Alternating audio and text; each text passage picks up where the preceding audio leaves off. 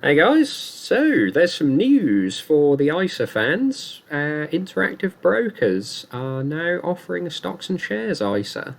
So, considering switching to this, just thought I'd sort of give my overview and thoughts on sort of them and the competition, really. So I'll come back to interactive brokers, just looking at the sort of competition out there. You get people like Martin Lewis, money saving expert, you know, they do a sort of best ISAs on the market type thing, and sort of the do it yourself ISAs that they promote are the sort of usual suspects. Your AJ Bell, iWeb, Interactive Investor, not Hargreaves Lansdowne being sort of probably the most expensive in the country. They've swapped those out for iWeb. iWeb I was with before. They are sort of £5 a trade for pretty much anything, stocks or ETFs or anything. There's no platform fee, but you do have to pay £100 to open the account as a one-off. But this was sort of before I really realised how much FX fees actually sort of affect your overall costs, and iWeb's is 1.5%. So that pretty much kills them stone dead. And yeah, so that's what they give you for sort of those three. I'll have a quick look at the sort of fees for the others in a sec.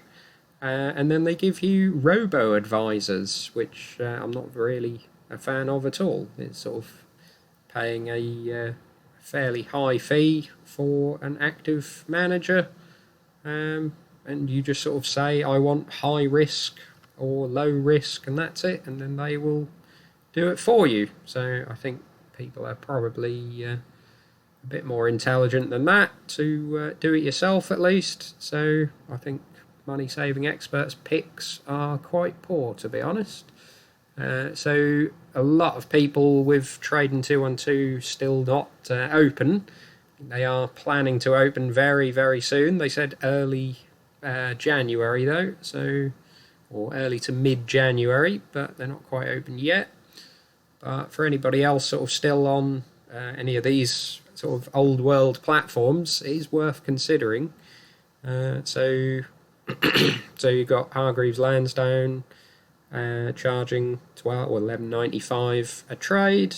This comes down a bit if you do lots and lots of trades, but you're going to be racking up those fees by then. 0.45% for the platform fee, so you get charged that on your total balance every year. Again, that comes down if you've got hundreds of thousands, but yeah, that's not particularly good. That all adds up a fair bit. No fractional shares at all, so you can't buy £100 worth of Amazon or anything like the sort of commission-free brokerages do. And an FX fee of 1% on top of all that. So yeah, Hargreaves are kind of one of the worst. Interactive Investor get touted quite a lot as great if you've got a larger portfolio, because it's a flat fee rather than a percentage fee. So you pay £10 a month to use the platform, but there's no percentage fee. But then you still pay £10 or £8, sorry, per trade. You can. This seems sort of counterintuitive. You can pay more of a monthly fee. I think you can pay £13.99 a month, and then your trades are slightly cheaper. You get a couple of trades free, and then each trade is sort of a slightly lower amount. Or I think you can pay £20 a month, and there, yeah, you get even more trades. I don't even know if it's free once you're paying £20, but yeah, that's just you're paying money to pay less money per trade. That just seems ridiculous, to be honest. And then no fractional shares again, so that's annoying. And 1.5% FX fee, so same as iWeb. So that is appalling. If you're wanting a sort of any sort of non-UK amount of your portfolio, you're going to be racking up the costs buying and selling things with 1.5%. So they are kind of a horror show for me. AJ Bell, sort of slightly better than the others, I guess. £10 a trade, which isn't very good. 0.25% platform fee, similar to Hargreaves, but obviously they're a bit cheaper. No fractional again, not very good. And 1% spot FX fee, same as Hargreaves. So that is kind of awful. So then this is how sort of free trade advertise themselves. Obviously, commission-free trades. £3 a month to have the ISA, which is a little bit annoying. They don't charge for a general investment account. Obviously, you can do fractional shares, which is nice, and 0.45% FX fee. So, yeah, that's not horrendous, but trading 212s being 0.15%, and the ISA is free. So trading 212 kind of beat them out on that. And then you've got the sort of stocks and ETFs that are gated off with the Free Trade Plus service. So that's not particularly good. You can then pay £10 a month and open those up, and you get a few sort of other benefits. It doesn't reduce the FX fee. So yeah, free trade is sort of probably one of the better ones outside of trading 212, but I still think you can probably do better. And then once trading 212 open up, they sort of just appear to be better in every way than free trade. They offer more stocks even than Free Trade Plus without the fees. Then you've got Stake, which a lot of people promote. So these are US only, which isn't particularly attractive once you start wanting to sort of build a diversified portfolio. If you don't, you can go into ETFs. If you do, I sort of think after doing a fair bit of research, you're going to want to venture outside the US. So it's not the best, but if you do want to do that, they don't charge an FX fee at all on trades.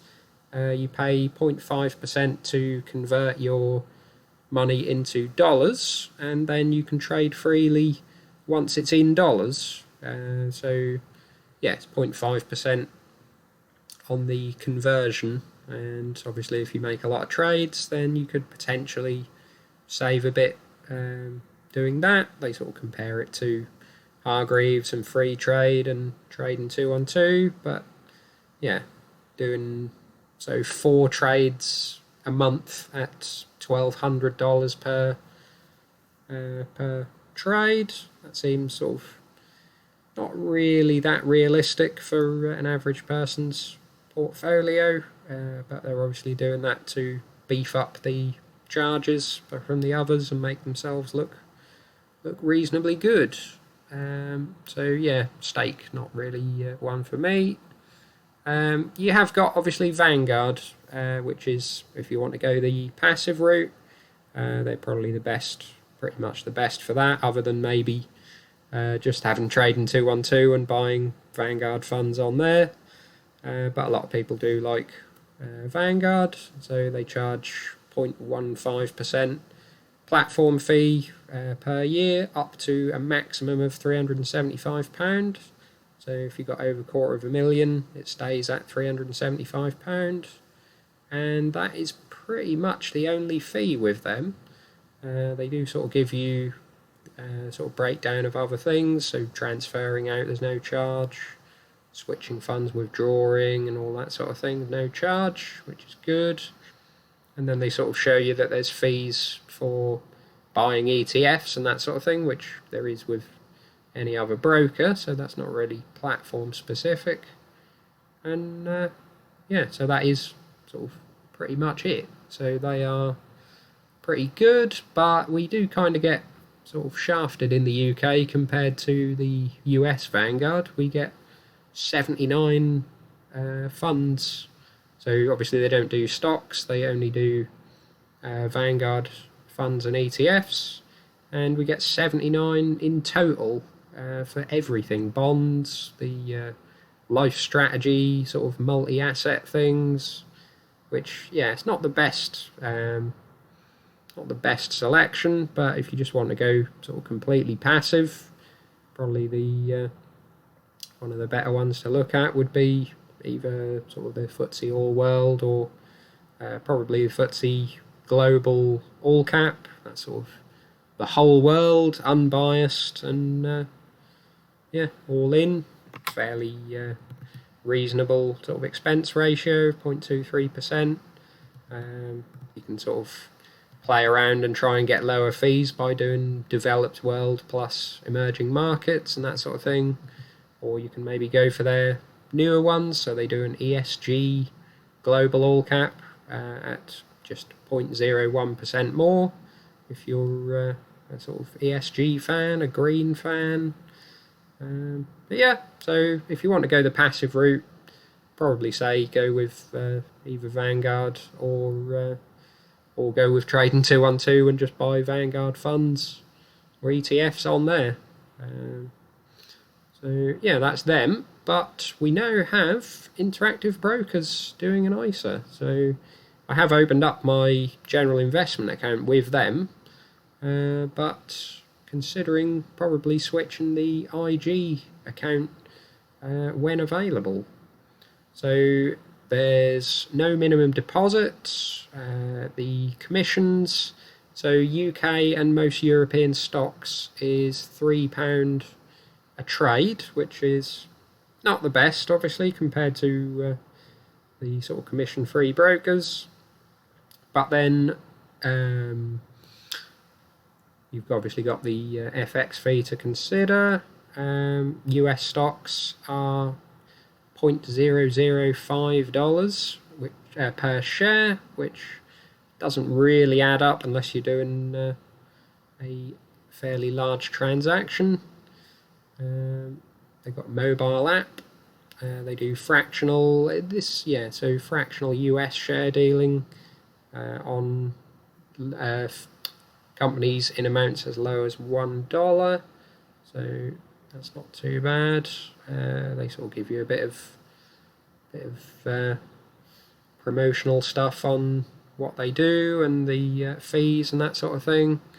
But yeah, just sort of looking a little bit deeper, they do quite a lot of exchanges within the ISA. They do more outside of the ISA, but this is what HMRC recognise. So a lot of these are now available within Trading 212.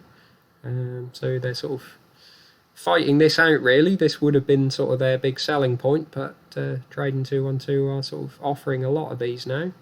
Not sure about, there's quite a lot of US, even sort of CBOE options exchange. Not sure what they're going to offer within that in an ISA.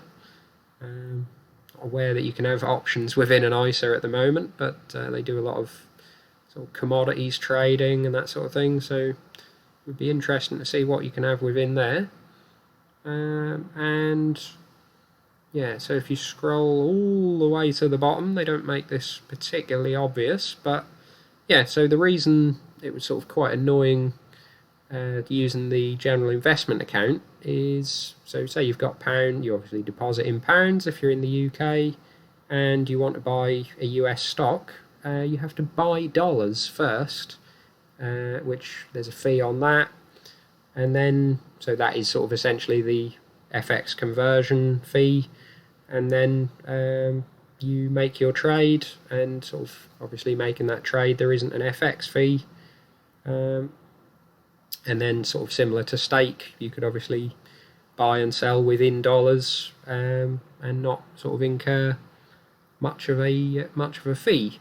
But within the, and then yeah, so if you wanted to then sell a US stock and say buy a European stock or go back into a UK stock, you have to sell the stock and then sell the dollars for euros or pounds, which is just sort of hassle really, and then you have to pay a fee again. But with the ISA, they're doing an automatic currency conversion. So they charge 0.03% FX fee, and you can deposit pounds and buy a US stock, for example, for 0.03% FX fee, essentially. So this sort of blows away even trading 212. It's a fifth of their fee.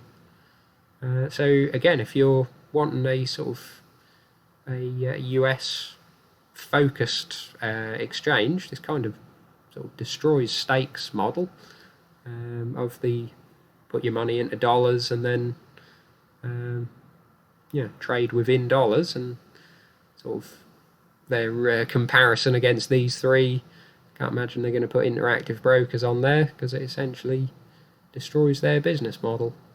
But sort of kind of thought interactive brokers would want a piece of the pie eventually, and they're finally coming in. So they were always quite good for general investment accounts, but the sticking point was always, well, they don't do an ISA, and now they are. So my sort of headlines, if you like, 0.03% FX fee.